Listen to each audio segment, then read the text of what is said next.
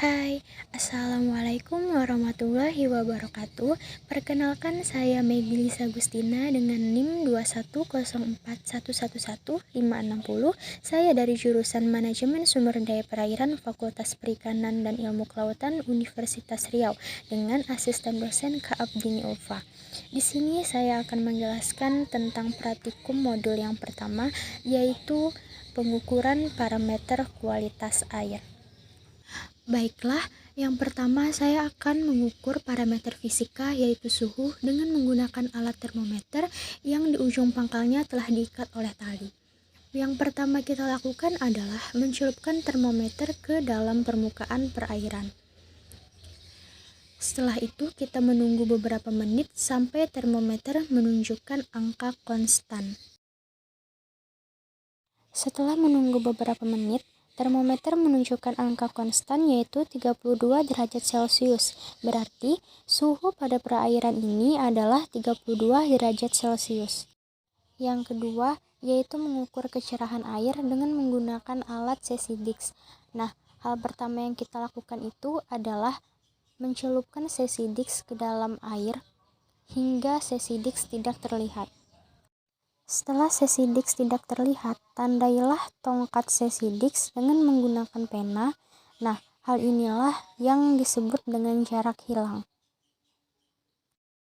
Setelah itu, angkat tongkat Cesidex hingga piringan Cesidex tampak ke permukaan perairan dan diberi tanda. Hal inilah yang disebut dengan jarak tampak. Selanjutnya, kita akan mengukur jarak tampak dan jarak hilang dengan menggunakan meteran. Nah, yang pertama ini kita akan mengukur jarak tampak. Nah, setelah diukur, kita mendapatkan jarak tampak yaitu 4 cm. Selanjutnya, kita akan mengukur jarak hilang.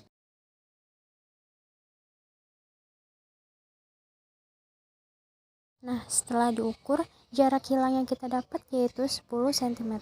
Lalu dicatat di dalam kertas dan dimasukkan ke dalam rumus. Nilai jarak tampak dan jarak hilang dimasukkan ke dalam rumus kecerahan perairan yaitu jarak tampak ditambah jarak hilang dibagi 2, yang hasilnya adalah 7.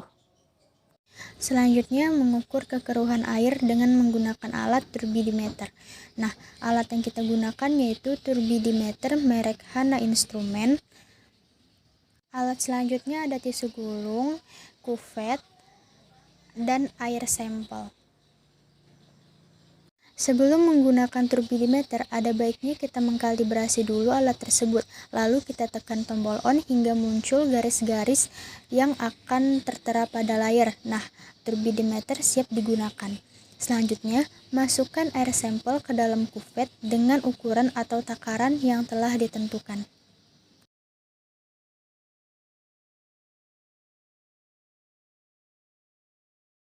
Setelah kuvet terisi oleh air sampel, kemudian kuvet ditutup dan kuvet dikalibrasi atau dilap dengan menggunakan tisu sebelum digunakan pada turbidimeter. Lalu kita tekan tombol read, kemudian kita tunggu beberapa detik hingga angka kekeruhan muncul pada layar turbidimeter. Selanjutnya, kita mengukur kecepatan arus dengan menggunakan alat botol, meteran, tali, dan stopwatch. Sebelumnya, kita akan menentukan dulu titik A dan titik B di mana botol akan dilepaskan.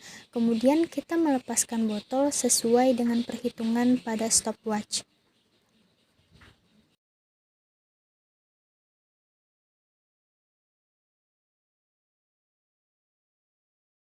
Jika botol telah berada pada titik B, maka stopwatch dihentikan dan kita peroleh nilai kecepatan arusnya yaitu 41,31 detik. Selanjutnya, kita masuk pada rumus kecepatan arus yaitu jarak tempuh dibagi waktu dikali 1,25. Selanjutnya yaitu mengukur kedalaman air dengan menggunakan alat pemberat, tali, dan meteran. Setelah itu, masukkan pemberat yang telah diikat oleh tali ke dalam perairan hingga ke dasar perairan.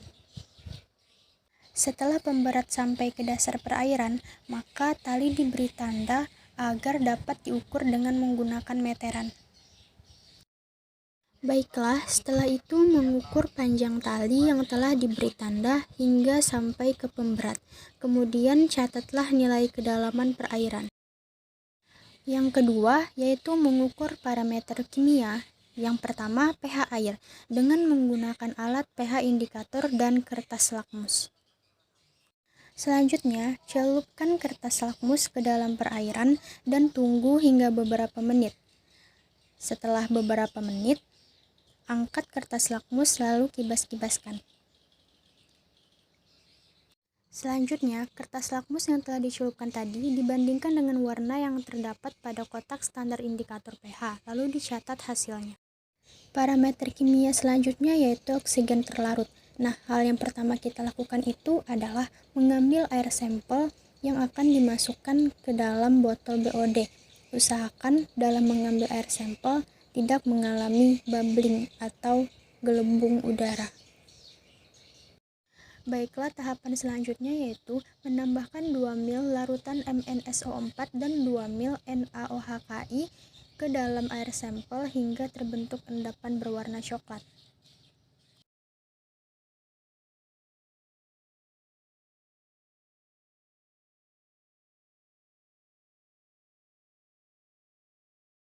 Selanjutnya, tambahkan larutan H2SO4 sebanyak 4 ml hingga endapan hilang dan berubah menjadi warna kuning tua.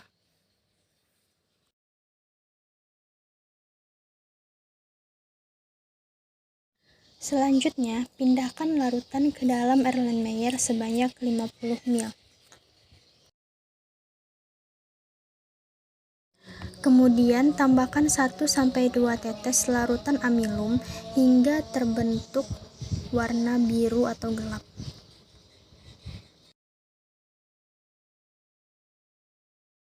Selanjutnya, titrasi larutan dengan menggunakan baret yang telah berisi Na-tiosulfat atau Na2S2O3 dengan takaran 0,025 N hingga berubah menjadi bening dan jernih. Selanjutnya, guncang-guncang air sampel hingga jernih. Selanjutnya, catat berapa mil Na-tiosulfat yang terpakai dan dimasukkan ke dalam rumus oksigen terlarut yaitu DO sama dengan A dikali N dikali 8 dikali 1000 dibagi V kurang 4.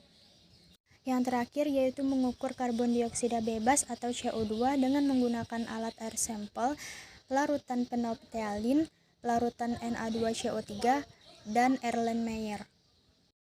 Yang pertama dilakukan yaitu masukkan air sampel ke dalam Erlenmeyer dengan hati-hati agar tidak terpengaruh dengan aerasi. Selanjutnya, tambahkan 2-3 tetes larutan penolphthalin.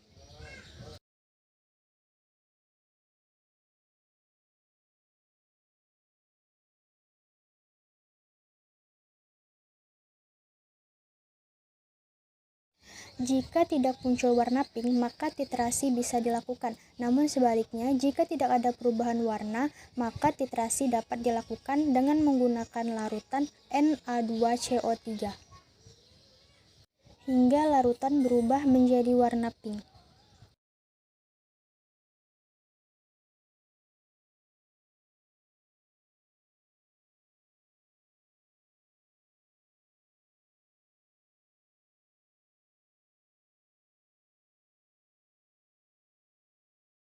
Selanjutnya, catat berapa nil titrasi larutan Na2CO3 yang telah digunakan dan masukkan ke dalam rumus karbon dioksida bebas yaitu CO2 sama dengan A kali N dikali 22 dikali 1000 dibagi V. Sekian pemaparan materi dari saya akhiri. Wabillahi taufiq wal hidayah. Wassalamualaikum warahmatullahi wabarakatuh.